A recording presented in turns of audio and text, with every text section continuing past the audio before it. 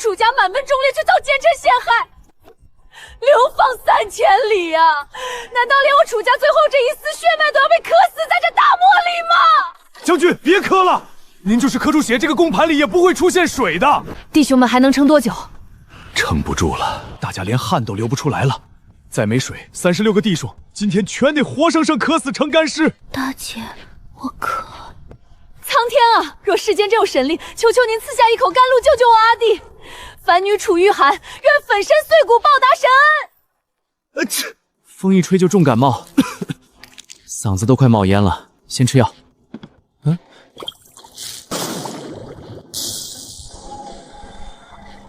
我操，水呢？漏了，不可能啊！这是上周我整理爷爷遗物时掉进鱼缸的青铜莲花坠。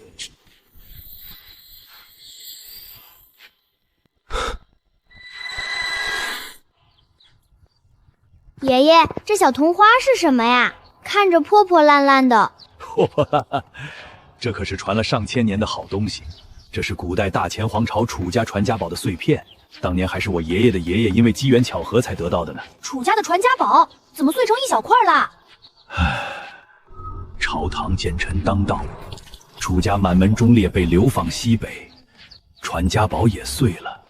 老辈人说，这青铜莲花坠有着某种神秘的力量，若真是到了走投无路的绝境，说不定能借它求一线生机。爷爷，你又在胡说！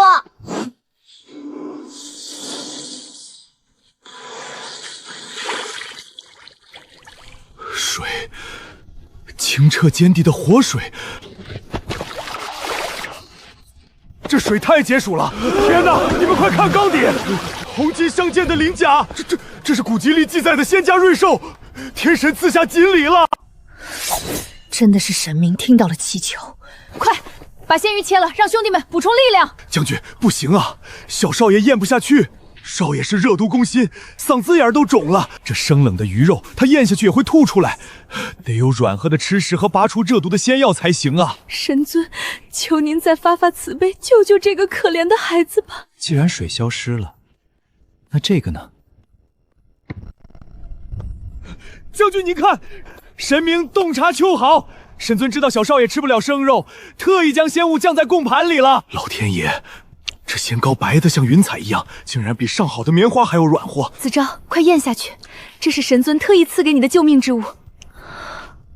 忒热了，少爷的命保住了。将军，您这是？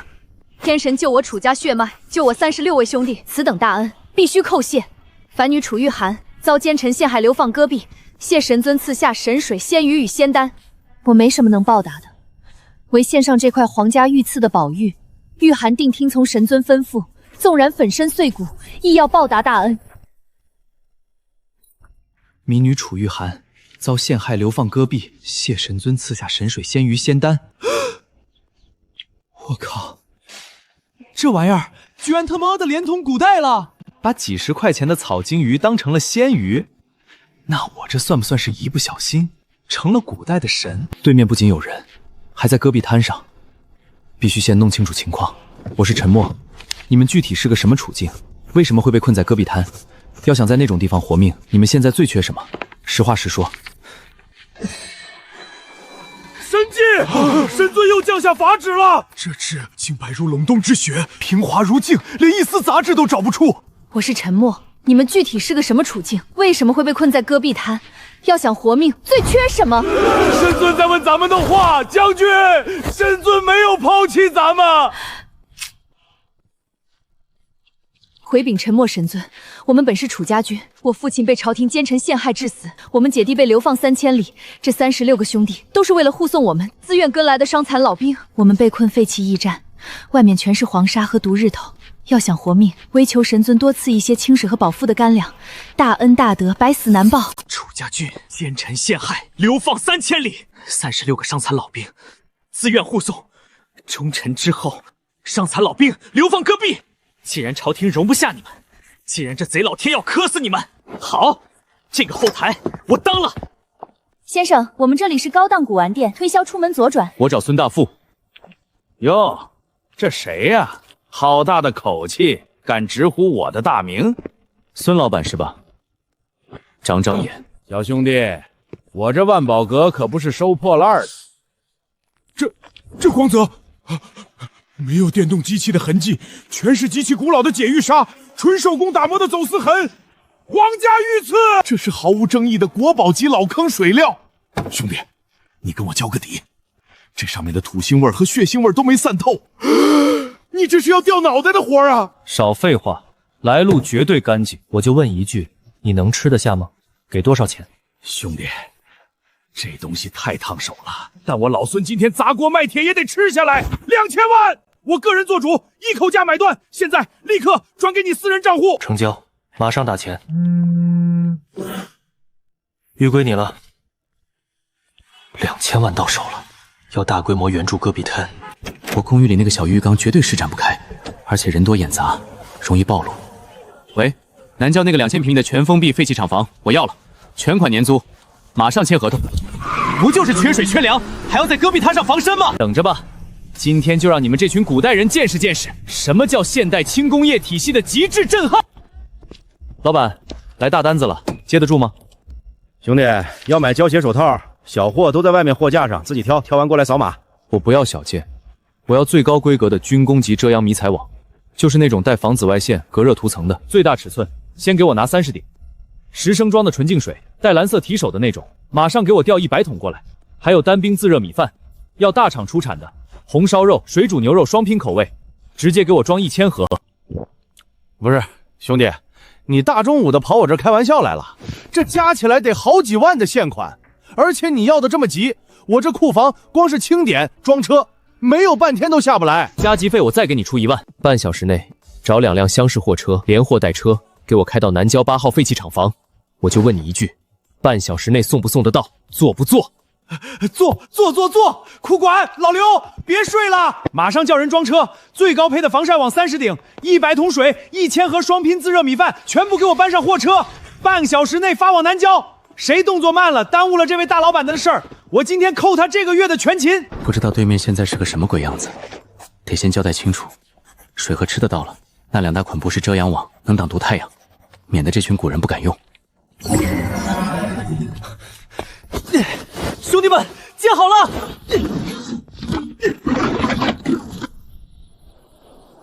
将军，我不行了。闭嘴，别说话！神尊连水都能赐下，一定有办法救咱们。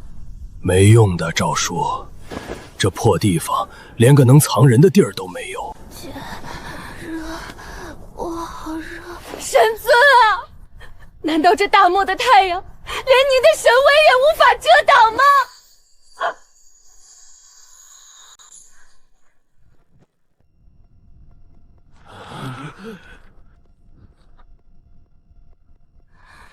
弟兄们，天不绝我楚家军！神尊赐下了神水和仙粮，还有遮天法杖。神尊说了，只要将这法杖撑开挂起来，就能挡住这要命的毒太阳。能挡太阳？天哪！神尊要替咱们遮天！拉紧，绑在那根石柱上。凉快了！天哪，太阳进不来了，不烫了，地面的石头不烫了。这仙家法杖竟然真的能遮天蔽日、改天换地！别愣着了，神尊说了，神水管够，喝水。太甜了，这比皇宫玉泉山的水还要好喝100倍，痛快，太痛快了！将军，神尊法旨上说的那个仙粮，这东西必须等神尊的下一步法旨，谁也不许轻动。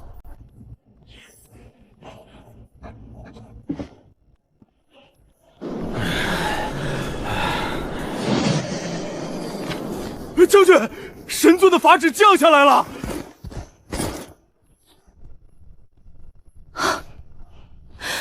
赵叔，带几个人把这大纸箱裁开，把里面的小方盒分发下去，1人1个。遵命。这仙家物件包的也太精细了。听我号令，全都不许乱动。第一步，撕开包装，把里面的白色小布包拿出来，放在最底下的黑盒子里。第二步，倒水，神水极其珍贵，每人只许倒一点点，没过那布包即可。第3步，把装菜和米的白盘子放上去，立刻盖紧盖子。这就完了？将军，咱们不用去外面捡点枯树枝生火吗？这生米生肉，光加点凉水怎么熟啊？神尊说不用火。神尊法旨警告，马上会有滚烫的白烟冲出，所有人退后3步，谁也不许用手摸。我的老天爷！没生火，水自己滚了。法术，这是真正的仙家法术啊！无根之水，无心之火，这小小的黑盒子里，竟然藏着能让水沸腾的神力。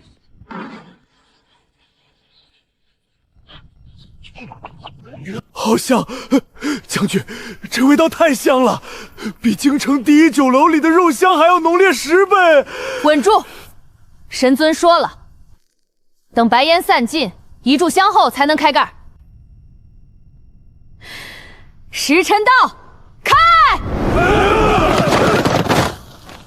这肉，这米，这勺子非金非木，竟然如此轻巧圆润。别管勺子了，吃！好吃，太好吃了！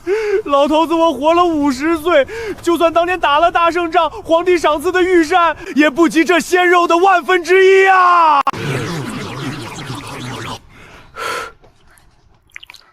好吃，大姐，甜的，肉是甜的。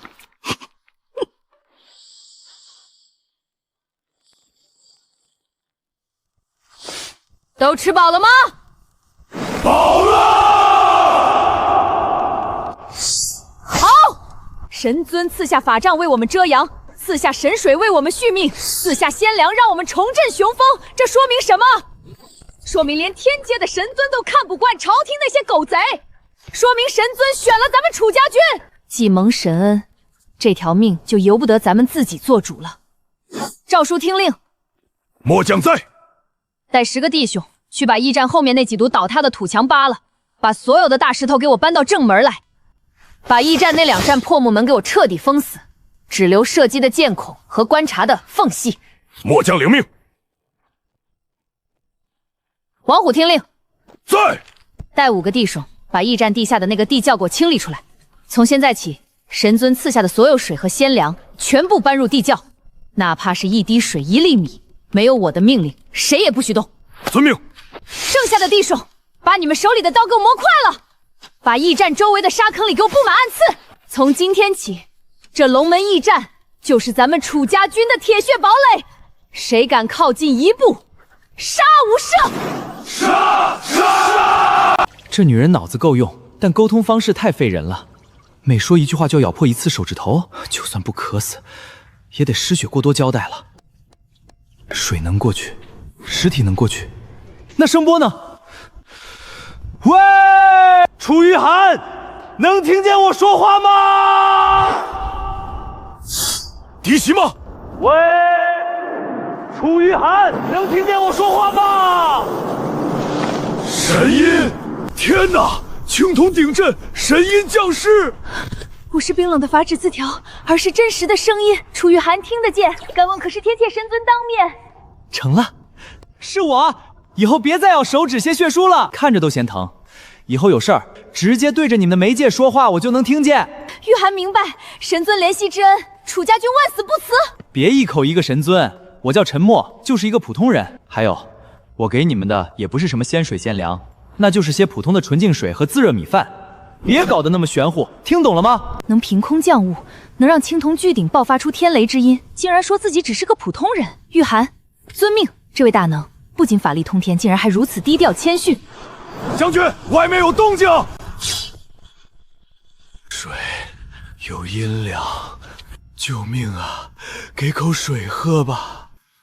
水，那是清澈见底的活水，抢水啊！不喝就得渴死了，找死！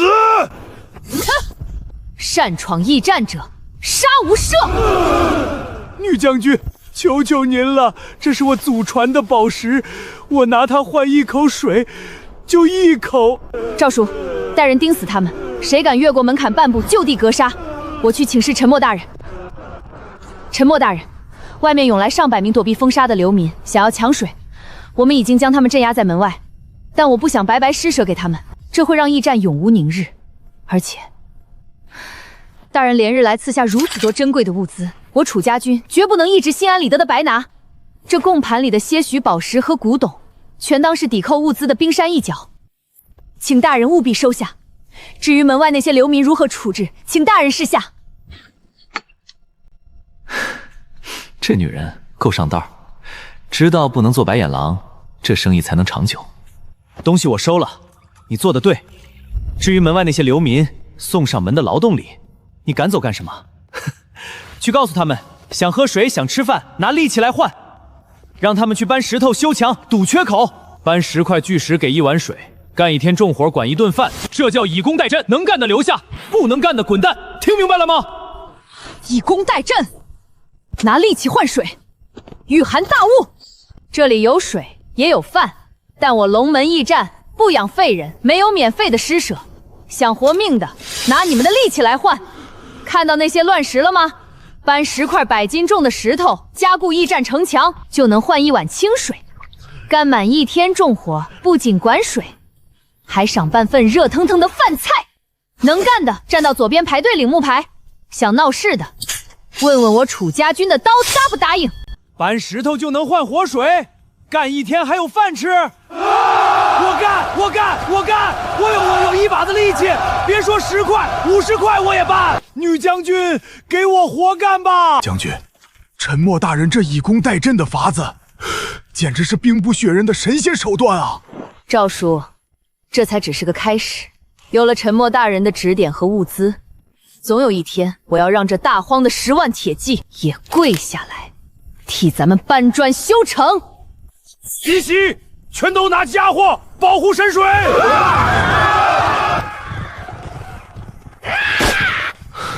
是一小股杀到的探子，将军，他们看上咱们的水和粮了。放箭，一个都别放跑！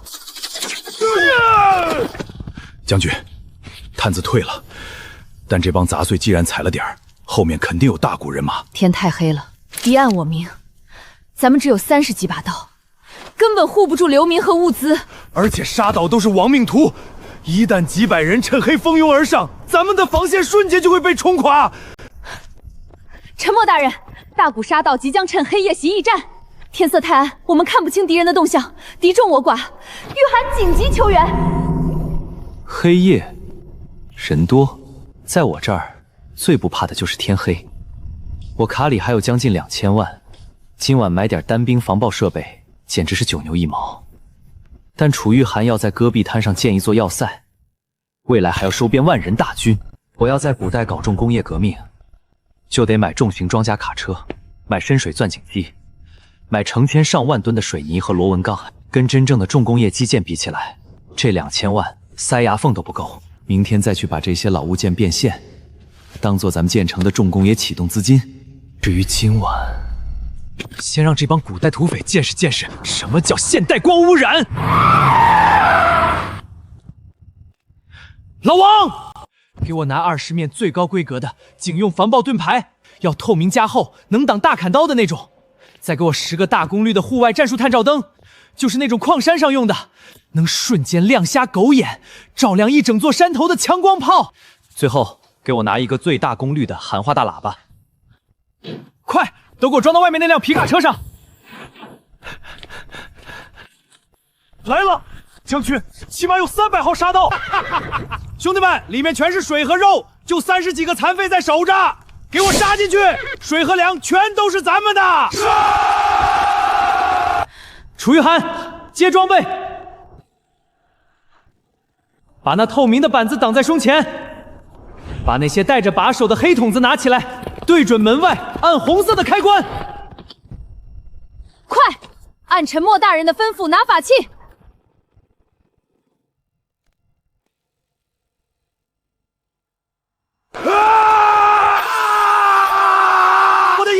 我的眼睛瞎了！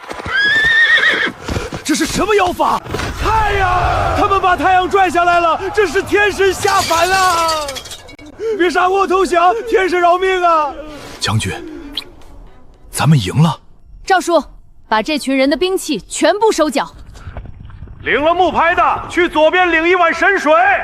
明天一早，全都编入第1开荒大队。陈默大人，沙道已尽数收编，有您的神光庇护，这龙门驿站的第1块基石算是彻底扎稳了。将军，底下出什么事了？有人闹事？不是闹事，是底下这帮人疯了。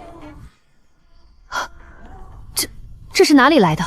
将军，这帮杀道和流民昨晚见识了神威，彻底服了。今天为了多换一口那种带红油的鲜肉饭，他们把传家宝和赃物全主动上缴了。全收了，告诉下面的人，凡是主动上缴财宝的，今天正午每人加餐1盒鲜粮。陈默大人，今日400名苦力为了换取鲜粮，主动上缴了所有身家底蕴。雨涵将这些俗物全部献于大人，以充建成之资。我操，这少说也有几十斤重，纯金、极品宝石，还有这玉器，这绝对是1000年级别以上的老物件。这一麻袋要是全部套现，起码是几个亿的现金流，直接暴富了！什么情况？通道要塌！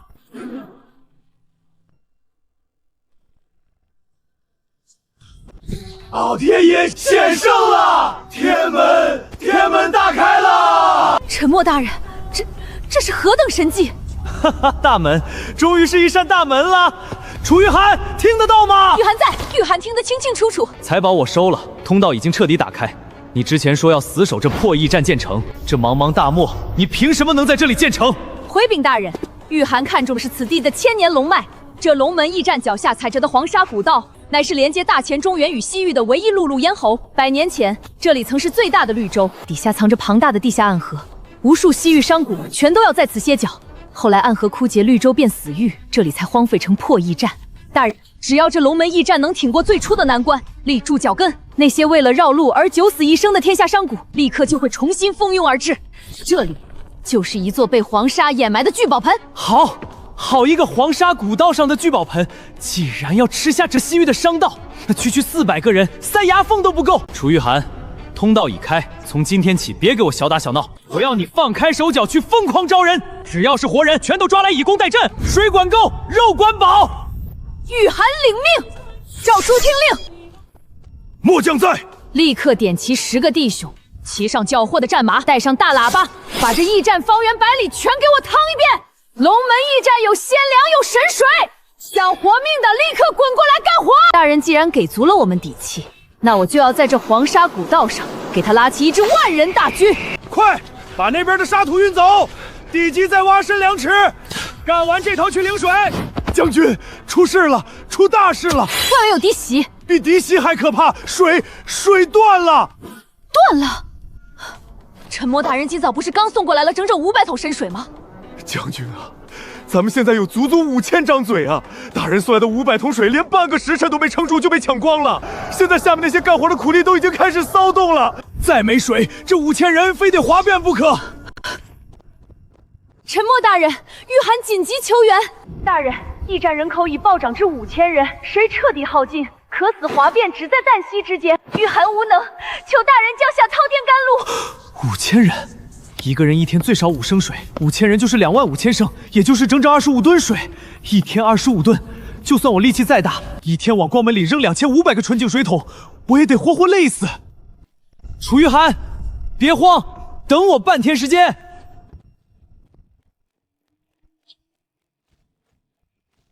哎呦，陈老弟，你这是？极品西域鸽血红，这纯度，这块头，还有这青铜铭文。陈老弟，你这是把哪国的国库给端了吗？别废话，要就报个数，我赶时间。陈老弟，这批货我个人吃不下，但我能联系背后的几个大庄家一起盘下来。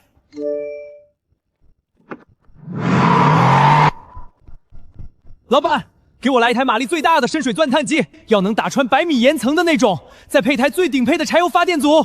潜水泵、抽水管、合金钻头全给我配齐。兄弟，这一套家伙可不便宜，加起来得大几10万呢，而且重得很。钱不是问题，再给我配10桶最高标号的柴油，加急费我出5万，半小时内装车送到南郊厂房。没水了，神尊是不是不要我们了？渴死我了，我嗓子都裂了！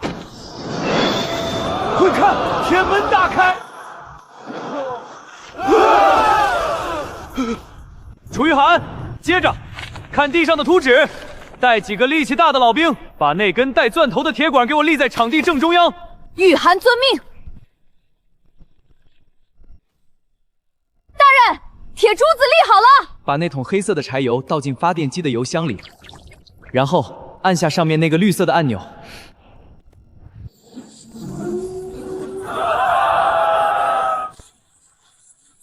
接管子，继续往下打。大人，打空了，底下没石头了。打通地下暗河了，切断钻机电源，把抽水泵的开关给我拉满。遵命。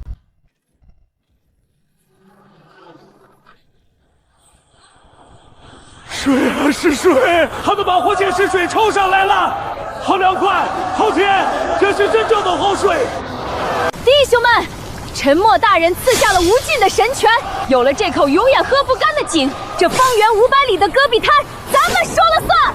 1、2、3，起！哎呀，太慢了，实在是太慢了。将军，这采石场离城墙足足有2里地，全靠人力硬拉，不仅累死人，一天也运不了几块石头啊。5000人，运力还是远远不够。照这个速度拉石头，想要把外围的防御雄关垒起来，起码得修上3年5载。沉默大人，玉涵遇到绝境，恳求大人赐教。大人，驿站城墙急需巨量土石方。敢问大人，天界可有不吃凡间草料的仙家神牛或是天马？若能赐下几头帮我们拉运巨石，玉涵感激不尽。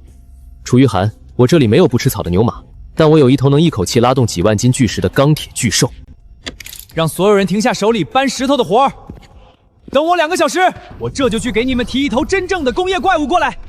老板，废话少说，给我来一辆载重量最大、马力最恐怖的重型装甲卡车。老板懂行，这台8轮驱动的矿山霸王，1200匹马力，底盘加装了全封闭防爆装甲，车头焊死了比大腿还粗的锰钢防撞梁，拉几10吨石头跟玩儿一样。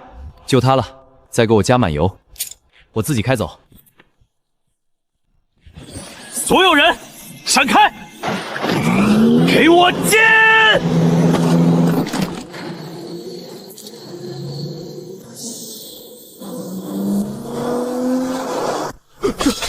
这是什么怪物？铁兽！这是这仙家玄铁巨兽！快跪下，别惹怒了他，他一口能吞了100个人。楚玉涵，走近点，看清楚，听好了，这叫重型装甲卡车。它不吃草，不喝水，它只喝我给你们抽水机用的那种黑色血液、柴油。这辆重卡它背后的铁斗，一次性能装下几10吨土石方。大人恩赐，玉涵百死难报。哼，别急着谢我。这钢铁巨兽虽然力大无穷，但想要爆发出它真正的力量，就必须有一个能够降服它的统帅。楚玉涵，敢不敢上他的后背，去握住他的缰绳？玉涵有何不敢？玉涵这就去降服这头玄铁巨兽，让它成为我大荒建成的第1重器。将军，这铁兽长得比城墙还高，您这要骑它，这连个马鞍和嚼子都没有，万一它待会儿发狂，那力道能把活人踏成肉泥啊！闭嘴，赵叔！沉默大人说了，此物叫重型卡车，不是什么发狂的妖兽，而是凡人也能驾驭的工业重器。大人既然信任我，我就绝不能给他丢脸。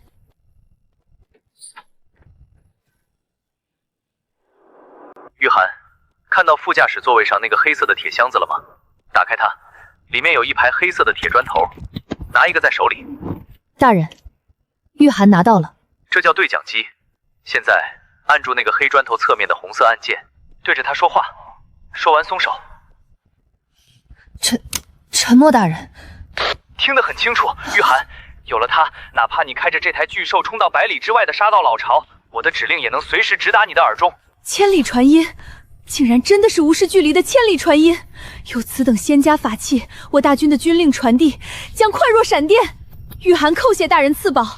行了，这只是基操，现在低头看你右脚底下。是。右边那个最细的叫油门，中间那个是刹车，左边那个叫离合。第一步，左脚把离合给我狠狠地踩到底。大人，离合已踩死。很好，右手握住座椅右边的那个黑色铁杆，那叫挡杆，把它往左前方一推，挂一档。一档挂上了。现在右脚轻轻搭在油门上，听好了，左脚开始慢慢松开离合，感觉车身开始抖动的时候，右脚就给我往下踩油门，松离合，踩油门，配合好，走。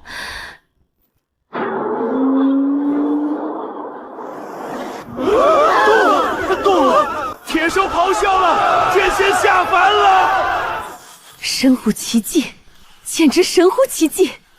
大人，这铁兽当真在听我的号令，它比大荒最烈性、最神骏的战马还要听话100倍。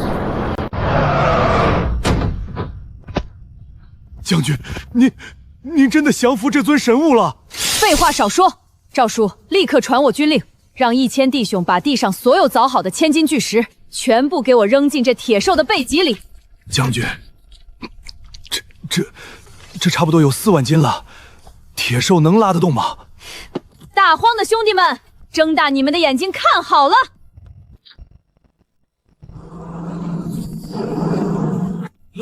拉走了，一眨眼的功夫，那座石山就没了。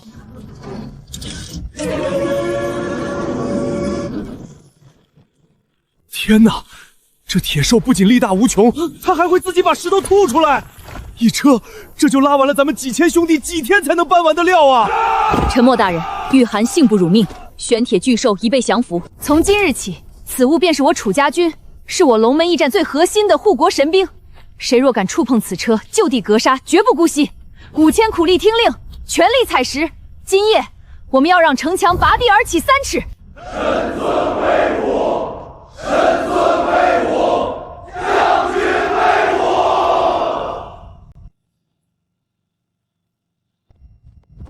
赵叔，为什么停工了？铁兽运回来的巨石已经堆积如山，为什么不用？我的大将军啊！大荒修城墙得用糯米汁或者黄泥粘土，一层一层的夯实啊。那就派人去挖粘土，去熬糯米汁。这黄沙戈壁上哪来的粘土和糯米？全是大风一吹就散的干沙子，没有粘性泥浆筑底，这些巨石就是一堆散沙。唉，敌人的攻城锤一撞就得全塌呀！沉默大人，这戈壁废沙无法聚沙成塔，城墙地基根本立不住。玉寒无能，恳请大人赐教。条件受限不怪你们，这属于时代的局限性。既然你们认我做后台，就别再用古代那种熬糯米汁的土办法了。全凭大人吩咐。让干活的兄弟们全部退离前方空地。我现在给你们送一套真正的要塞血肉过去。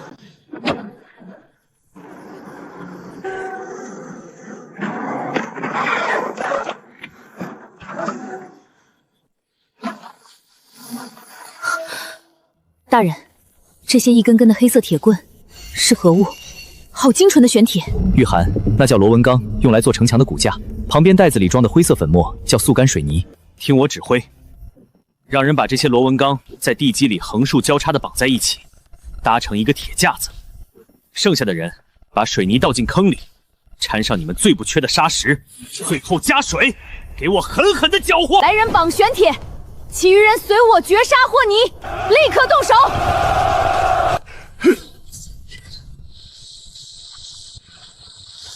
大人，水已经加足了，现在泥浆像极其浓稠的黑米粥一样。好，就是这个状态。立刻把这些泥浆全部浇灌到玄铁骨架和巨石的缝隙里，一点缝隙都别留。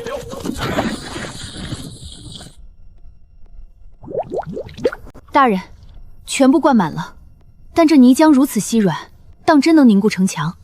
现在别管它，让它静置2个时辰。2个时辰后，他会送给你们一个天大的神迹。冒烟了，将军，仙泥冒烟了，好烫！这仙泥居然自己烧起来了。赵叔，你快看！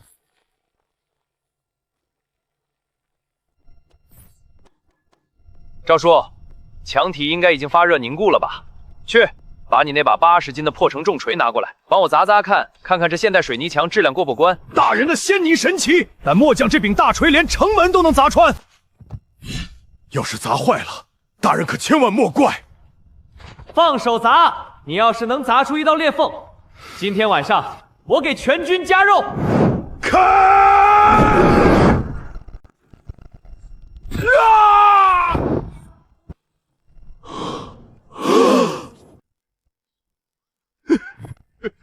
砸不碎，这根本不是泥浆，这是直接在地上长出了一座玄铁山啊！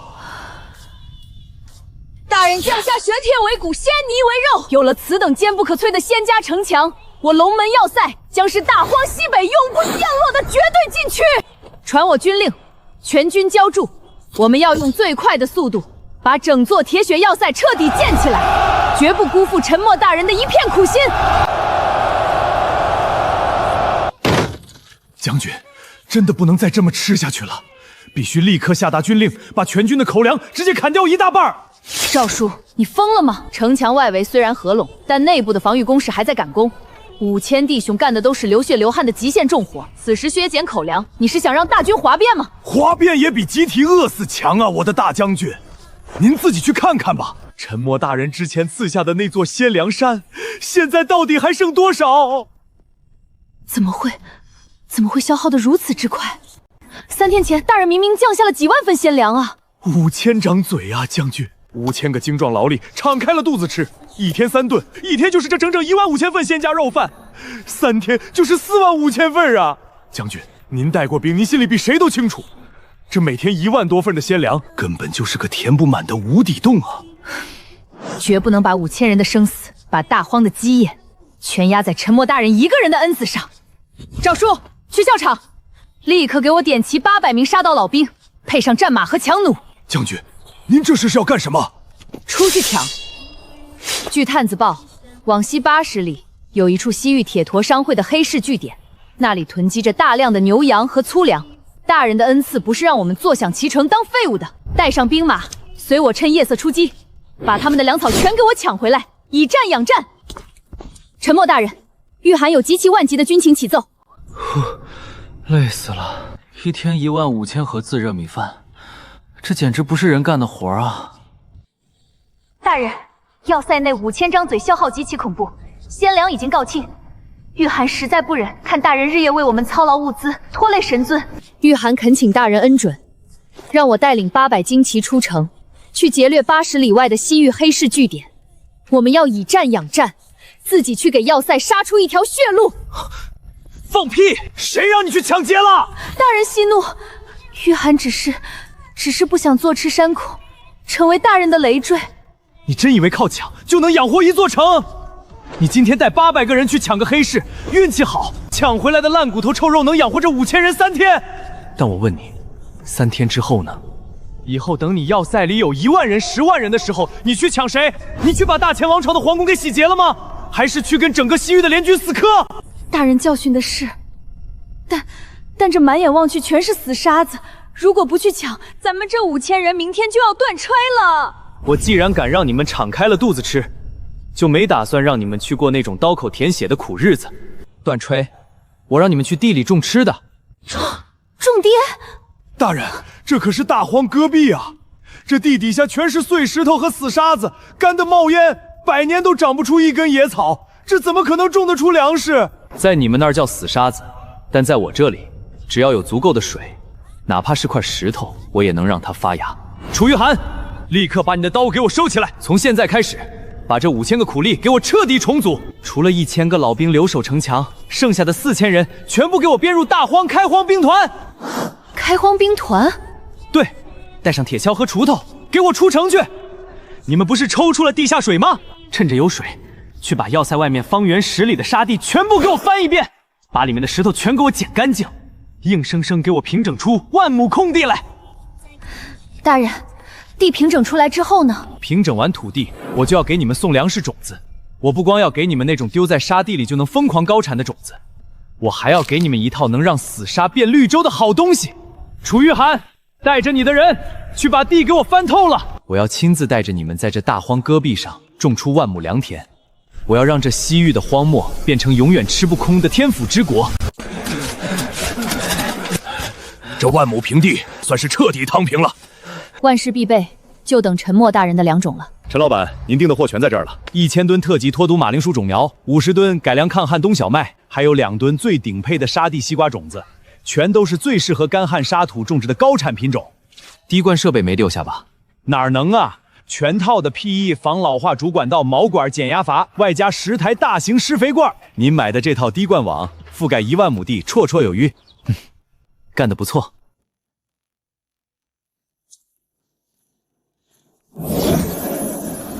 玉涵，听得到吗？大人，玉涵在。城外100亩沙地已全部平整翻透，随时可以播种。好，大家都辛苦了。今天我给你们送点真正能在这大荒扎根，让你们子孙后代都不挨饿的根本。让兄弟们准备接货。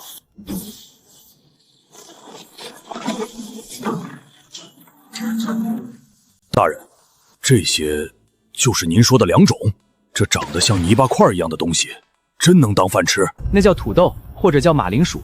你们把它切成块，保证每块上有个芽眼，埋进沙地里就行。只要稍微给点水，3个月后就能大丰收。如果你们照料得好，1亩地保底4000斤。1亩地4000斤，那是王母娘娘的蟠桃园才有的产量吧？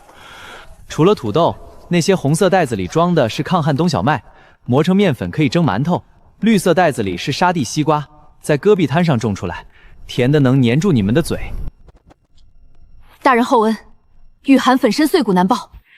看到那些一卷一卷的黑色管子了吗？那叫滴灌管线，是专门用来对付戈壁滩缺水气候的。滴灌，把那些最粗的硬管子直接接在你们的深井水泵上，当做大动脉，然后把那些细软的毛管铺设在每一垄庄稼的根部。那些细管子上每隔一段距离都有一个微小的孔洞，抽水机一开，清澈的地下水会在管子里流淌，不会被太阳暴晒蒸发，最后化作一滴滴水珠，精准地滴在每一株土豆和小麦的根系上。不挖水渠，以玄色管脉运水，直达庄稼根部。这等精妙绝伦、巧夺天工的法子，简直是夺天地之造化。大人的智慧犹如日月之辉。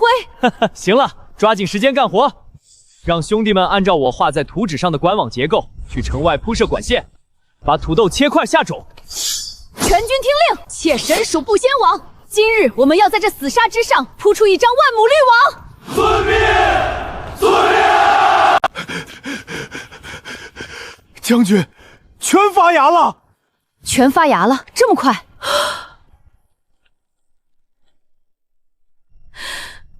立刻去向陈默大人报喜。陈默大人，神迹！城外的万亩仙种，今日清晨已全面破土发芽了。种子发芽只是第一步，现在可没到庆祝的时候。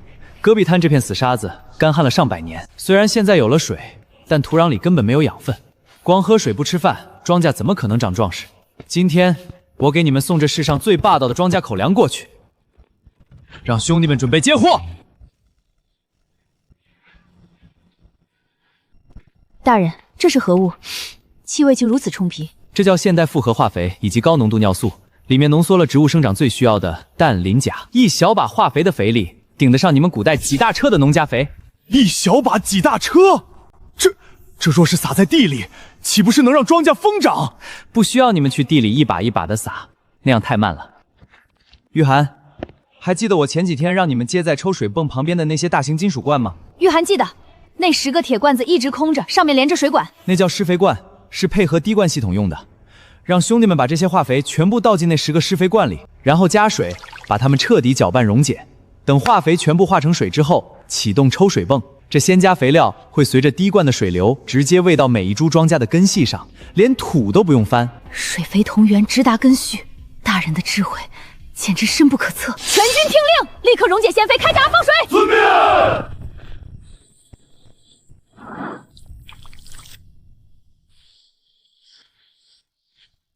有了这万亩良田，这5000兄弟终于可以彻底把心放回肚子里了。庄稼长得好，说明底子打得牢。但是这现代农业真正的震撼可不在地上，而在地下。算算日子，特级土豆的生长期已经差不多了。玉涵，去传令，让所有兄弟带上铁锹，准备拔藤挖土。明天我要让你们这帮古代人见识一下什么叫真正的丰收恐惧症。通知兄弟们带上铁锹和锄头，记住，挖的时候动作轻点，别把地底下的果实给铲碎了。全军听令，大人有命，鲜果已熟，立刻下地采收。遵命。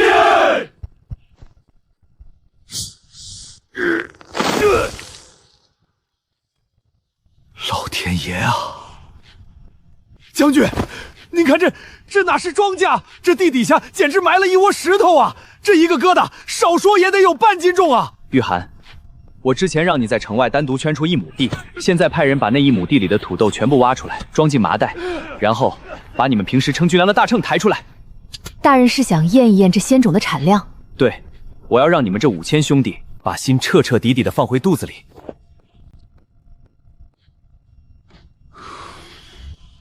赵叔，过秤。是。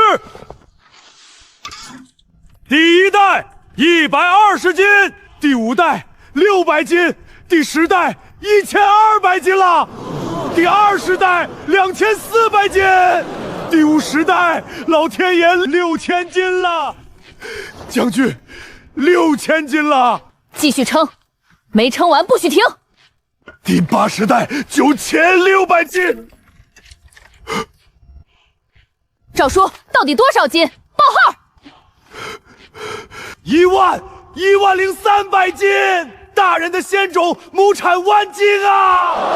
亩产10000斤，1亩地竟然能产1万斤粮食，1亩地就够咱们一家老少吃好几年了。这哪里是地里长出来的庄稼，这明明是大人的恩赐，是神仙凭空变出来的神物啊！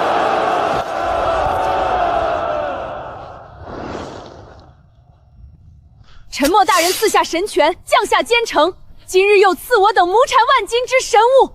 从今日起，大荒再无辽民，再无杀盗，我们都是沉默大人的信徒，都是龙门要塞的死士。誓死效忠将军，誓死效忠神尊，刀山火海，万死不辞。大东家，水囊已经彻底空了，要是明天天亮前还找不到绿洲，咱们这支商队全得渴死在黄沙里啊！不能停，继续往前走。探子说，前方80里就是龙门驿站，那里或许还有泥水能续命。大东家，快看，星星，天上的星星掉下来了！神迹，那是仙家不夜城，全速前进！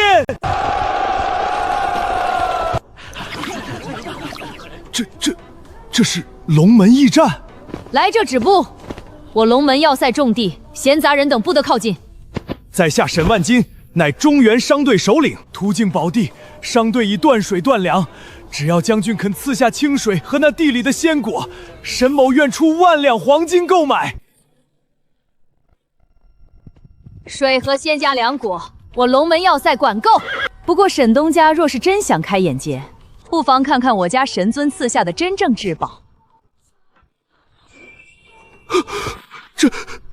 这是何等纯净的琉璃，连大乾皇宫里最极品的西域水晶，在他面前都如同浑浊的泥巴。这是天宫里用来引仙露的神器啊！哼，别急，还有。沈东家，大荒风大，你们平时生活很费劲吧？不用火折子，不用火镰，阴风不灭，将神火封印在铁盒之中，随用随取。这是掌握了天火的神明手段啊！无价之宝，全都是独步天下的无价之宝。楚将军，这些神物我要了，不管什么代价，我沈万金倾家荡产也要盘下来。除了黄金，把你们商队里最罕见的玉石、最极品的西域矿脉样本，甚至天外陨铁，全给我搬出来。我家神尊只对世间极其罕见之物感兴趣。办，立刻去办！把那10车准备进贡给大乾皇帝的极品羊脂玉、西域金砖，还有那块从大漠深处挖出来的星辰陨铁，全给我卸下来！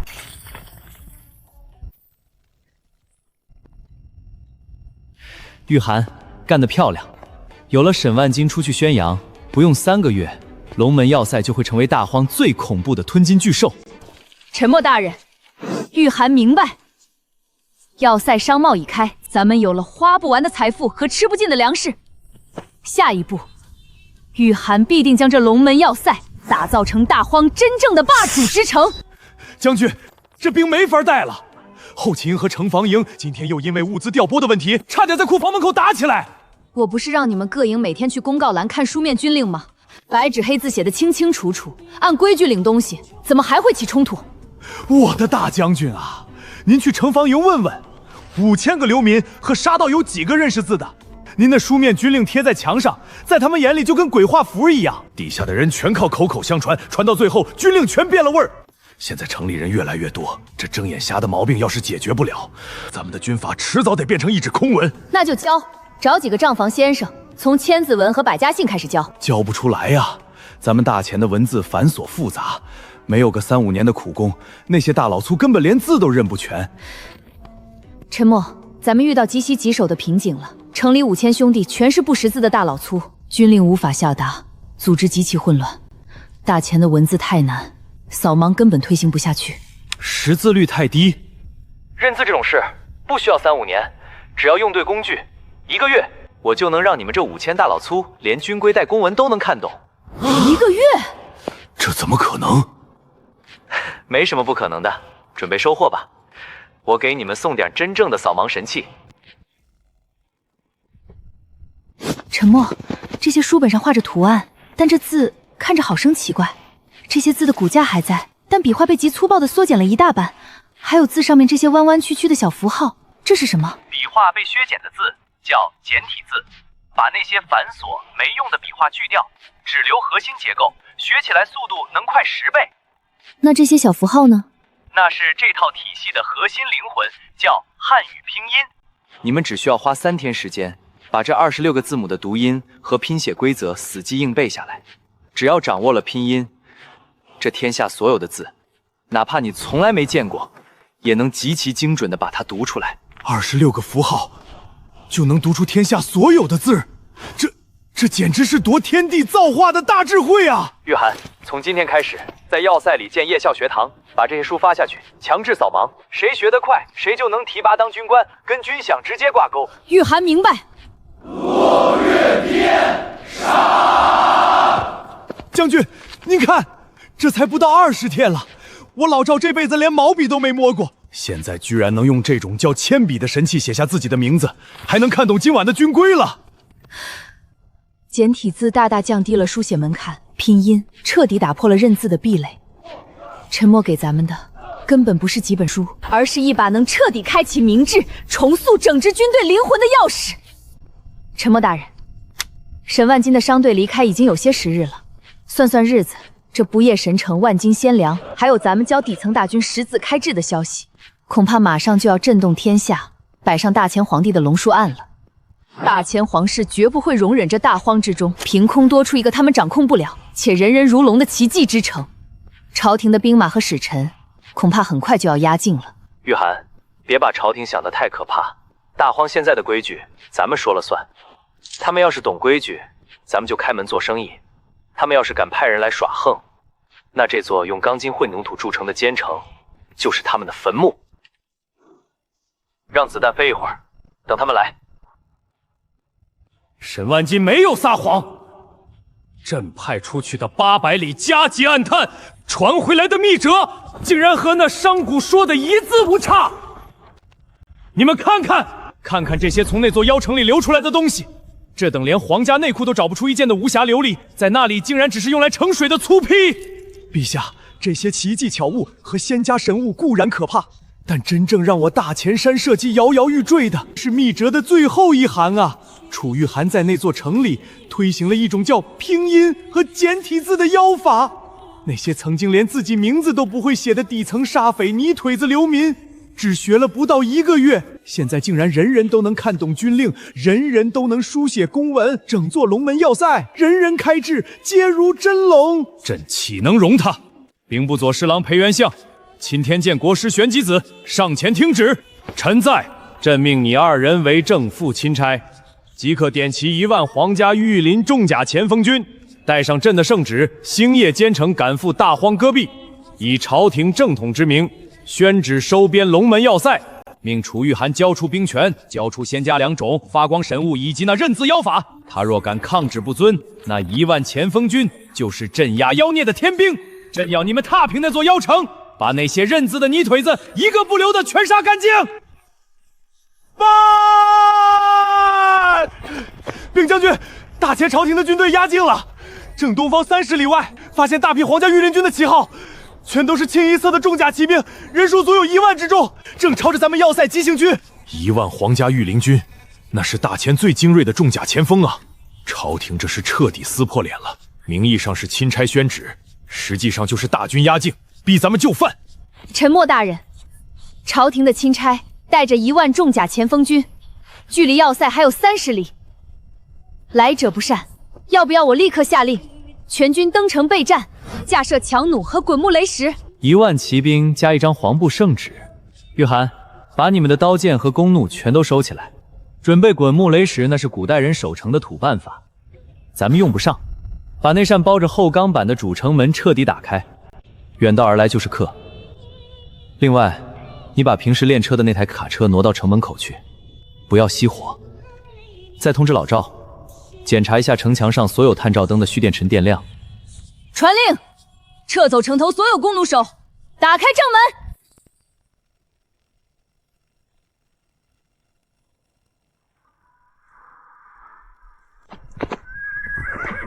传令全军准备攻城威慑阵型。本官倒要看看，面对我大前天威，这座装神弄鬼的塞外孤城到底能撑几个时辰？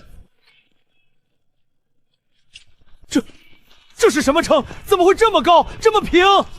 裴大人，这城墙上没有任何土木之气，这简直就像是从天直接砸下来的一块神石啊！管它是什么石头，就算是用人命填，也能把这座城给踏平。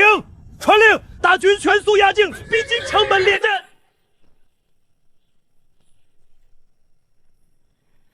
大人，城门大开，这楚玉涵是在唱空城计啊！装神弄鬼，我大前1万铁骑在此，他就算真有伏兵，也能瞬间将其碾成肉泥。全军听令，随本官。大人，您看城门里有怪兽！我家神尊说了，大荒的规矩，大荒说了算。几位既然来了，就先进城歇息吧。但你们的马太吵了，留在城外，人走进来。你敢让大前的重甲骑兵弃马不战？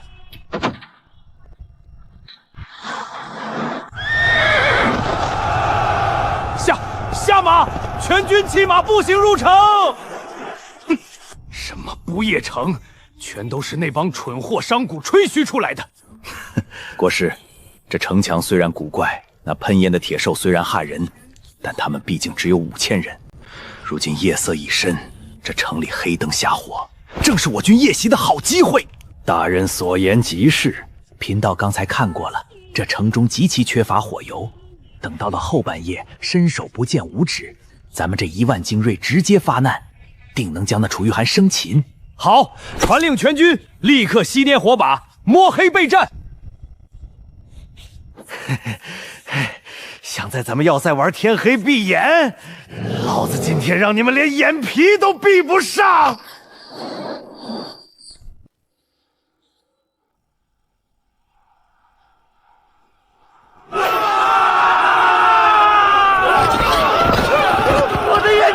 我的眼睛瞎了！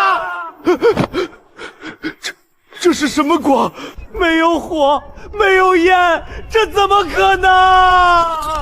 仙法，这是天界仙尊降下的仙法！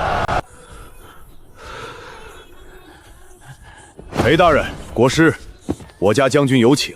将军在内城设了接风宴，请2位移步。本官倒要看看他楚玉涵摆的到底是什么鸿门宴。国师，咱们走。2位大人昨晚休息的可好？大荒夜里凉，我特意让人给你们营地多点了几盏灯，免得你们看不清路。哼，楚将军的待客之道，本官领教了。咱们明人不说暗话，本官带着圣旨而来。圣旨先放一放，到了饭点，天大的事儿也得吃完再说。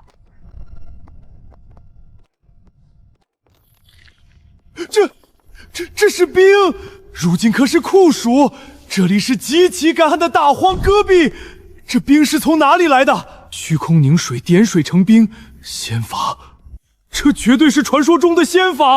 国师见笑了，我家神尊说这大热天的，吃点带冰的瓜解暑。裴大人，菜要趁热吃，尝尝这仙家2种。太好吃了，太好吃了！这简直是龙肝凤碎呀！楚将军，这等神仙享用的极品珍馐，这等仙家凝结的寒冰，你竟然舍得拿出来款待本官？这一桌恐怕耗费了你城中半年的积蓄吧？裴大人，你误会了，这种东西在我们龙门要塞不值钱。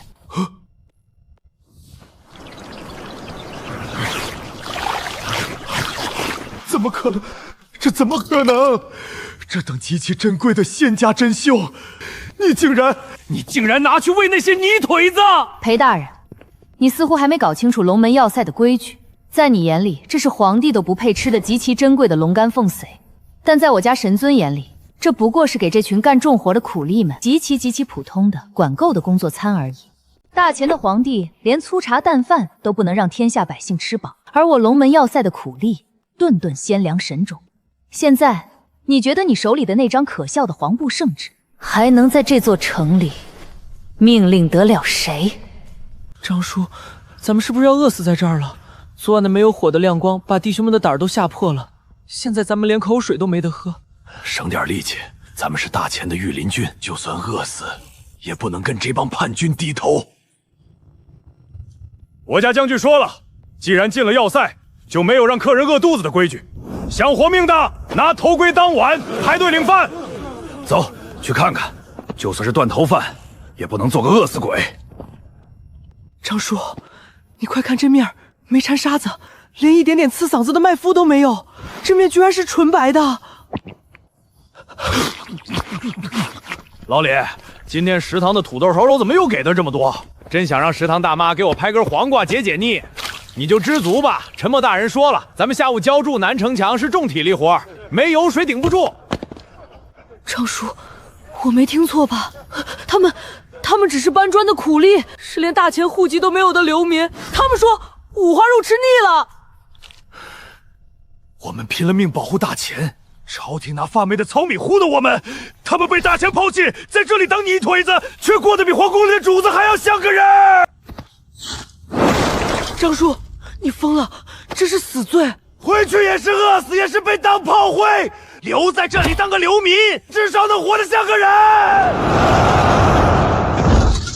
少爷，收留我们吧，我们有的是力气，我们会搬砖，只要每天能给兄弟们一口这饱饭吃，我们这辈子就是龙门要塞的苦力。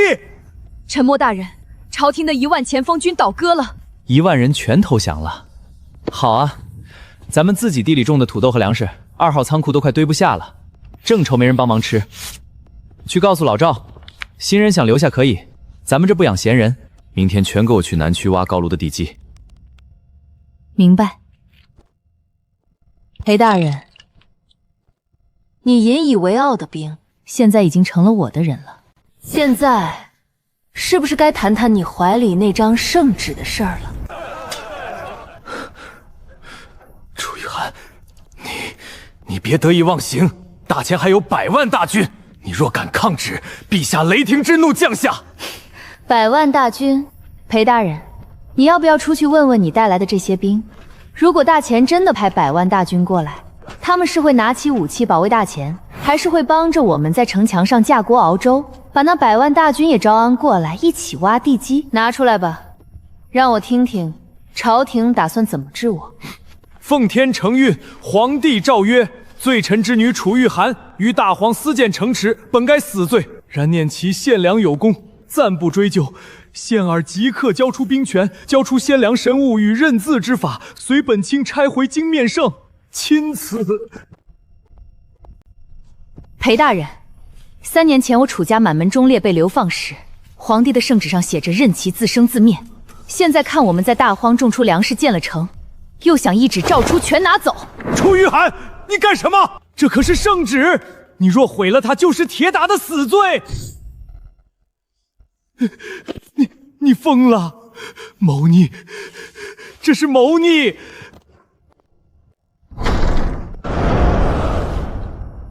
兄弟们，皇帝让我们交出要塞的粮食，交出农具，放下武器，跟着他们回京城去领赏。去的回京城，我昨天还在啃发霉的糙米，皇帝老儿没给过咱们1粒米，现在咱们吃上饱饭了，他倒想来抢咱们的饭碗。就谁敢抢咱们的粮食，咱们就跟他拼了！所以我把圣旨撕了。从今天起，这大荒里的风沙，大钱管不着；咱们碗里的肉汤，大钱也端不走。龙门要塞不再尊奉大钱，我等生生世世只尊神尊。自立为城，只尊神尊；自立为城，只尊神尊。这下算是彻底把桌子掀了。不行，15000人的盘子，再靠我一个人开着货车去建材市场零买，迟早会被累死。喂，老刘吗？是我，陈默，帮我加急注册个商贸公司，全资的，经营范围往国际贸易、大宗农产品和重型机械设备上靠。另外，帮我打听一下，南郊这附近有没有全封闭的自动化立体仓库往外租？对，就是那种带大型传送带和自动装卸系统的。钱不是问题，越快越好。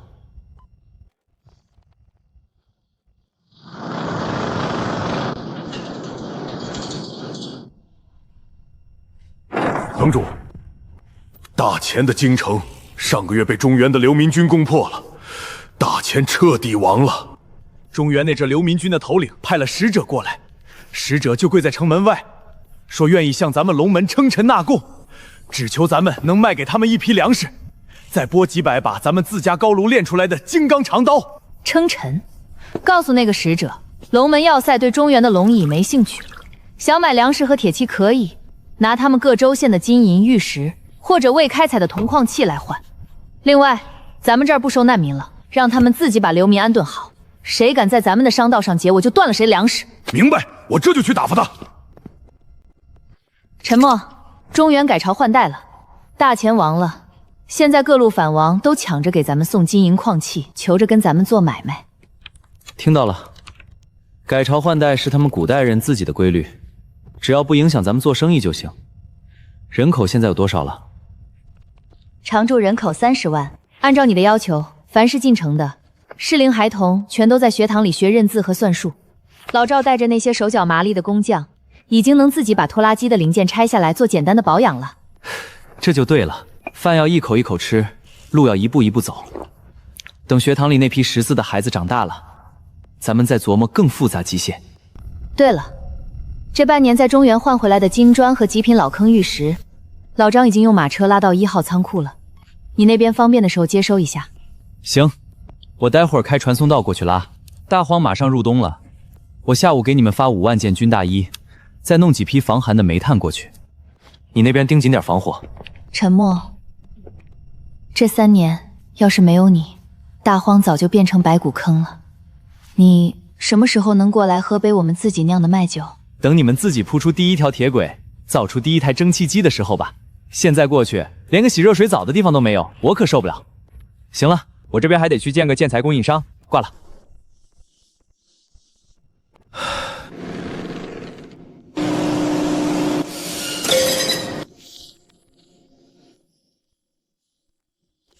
先定个小目标，教他们怎么烧开水吧。